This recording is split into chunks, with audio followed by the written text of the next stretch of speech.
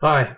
Okay, my name is Stephen Lewis, and in 1981 I was in Los Angeles, California. I had just gotten done doing a concert called Peace Sunday in Pasadena and was going back to Los Angeles. I moved from Los Angeles down to Santa Ana. It was at that time that I heard about the US Festival concert going on in San Bernardino in a few months, and from the news on the radio about it, I knew that this was a concert that I had to be a part of. I knew without a doubt as soon as I heard it, and I heard the lineup of the bands that were going to be there: Fleetwood Mac, Talking Heads, the Police, Pat Benatar, the Ramones, Jerry Jeff Walker, the Grateful Dead. I mean, there was just so many bands that I was so familiar with their music that I knew that this was an event that I had to be a part of. So I started calling the offices and trying to get work, and I was going through all the administrative processes. On the day of the very first concert, I made it in, on the day of the very first concert, I got hired to work backstage and started work immediately. I was given a bright orange hard hat and got on stage, and there was no end of things to be done. There was steel to be built. There were tractor trailers to unpack. There were bands to set up, and the way that they had it, the way that the stage was set up, it was huge. I mean, I could say it was almost like maybe a few football fields. Um, but we used risers, which are like these platforms on wheels, that we would set one band up on these platforms, and then we would roll that band out on stage, and then we would start setting up another band. And while the other band was playing on stage, we had one band ready to go on, and we'd pull those guys off and roll the other band on, and that way there wasn't a lot of time in between bands playing, because at a lot of concerts there are set change times, and that's usually, sometimes it can be up to an hour waiting for a band to be set up and all the equipment to be put out on stage. And whoever designed this did an exemplary job, because of the fact that we had one band go on and the next band was off just like that, and it was easy. The sound system was unbelievable. It had to be something in the neighborhood of a couple of million watts of JBL power. The horns for the highs were about as tall as I was. And even that was brilliant, because of the fact that there were these baskets on the back of the amplifiers. And industrial size concert amps have fans blowing on the back of them to keep them cool. Well, we actually had these baskets that had been attached to the back of the amps, and we would be putting dry ice in there all day long, and the fan would be blowing the dry ice into the amp, which kept the amps running pretty much around the clock. I mean, it was unbelievable. It was absolutely ingenious. And so we were climbing up about 12 stories of steel. Back then we didn't wear harnesses or anything like that, and we were climbing up and down that steel with dry ice, putting dry ice in the back of the amps, and pumping from anywhere from 10 o'clock to noon to midnight, and just one band coming on right after the other. It got to about 116 degrees out there, and Eddie Money went on in a three-piece suit, which was absolutely astounding. I mean, it was one of the greatest concerts I'd ever seen in my life. And he stayed out there in that heat for at least an hour and a half, because when he came off stage, he was totally dehydrated, and I was standing there with my Orange Crush in my hand. And so I gave him at least half of my soda, and he and I were standing backstage, and the cameramen were all around us, and they were putting the cameras up in our face doing their interview thing. uh, the police were incredible. Pat Benatar hit every note that I've ever heard her hit. I was up I was on the second level one night. The sun had just gone down, and I heard these two voices come out of nowhere. I mean, it's just sort of like there was quiet, and all of a sudden there were these lilting siren sounds of female singers, and I was like, what is this harmony?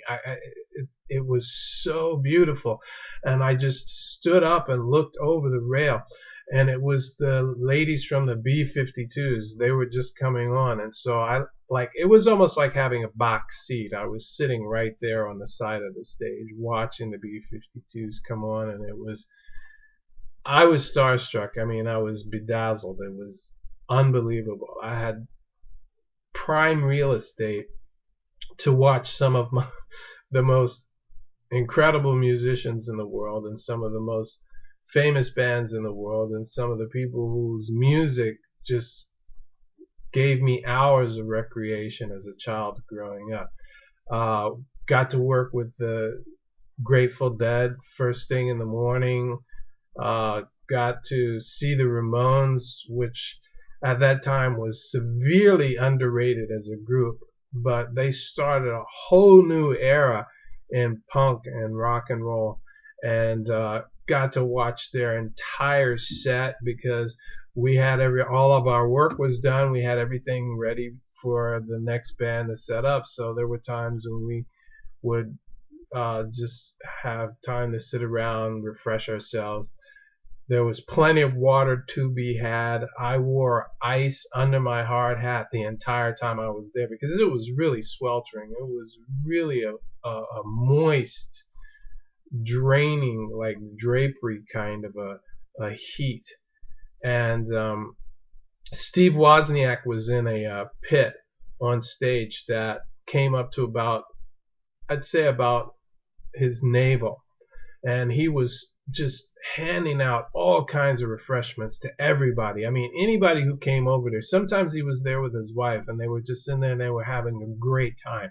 I mean, they were down at our knees, and they were just handing out stuff to us all day long. Water, soda, orange juice, whatever you wanted. I mean, he was just the epitome of hospitality. Lunch, unreal. Breakfast, unreal. Dinner, anything you could imagine. I mean, for breakfast we had sausage, pancakes, applesauce, French toast, waffles. We had, if you wanted an omelet, there was like sous chefs there making omelets. Milk, juice, grape juice, orange juice, apple juice. I mean, it was a smorgasbord. It was a cornucopia of food. Lunch every day was a different theme. One day it might be Mexican, the next day it might be Greek, the next day it'll be barbecue all American. It was incredible. I mean, there was just food for hours, and it wasn't just thrown together. You could tell that the people that were in the administrative level, our peers, had spent a lot of time doing this. I mean, they had to plan this like an inaugural ball or something because of the fact that we were never without resources. I mean, at no time did we run out of anything that I can imagine. We had some stage pass problems because people really wanted to get backstage and meet a lot of the entertainment that had gotten together. I mean, you're talking classic rock and rollers like the Kinks. I mean, come on. There was so many people there.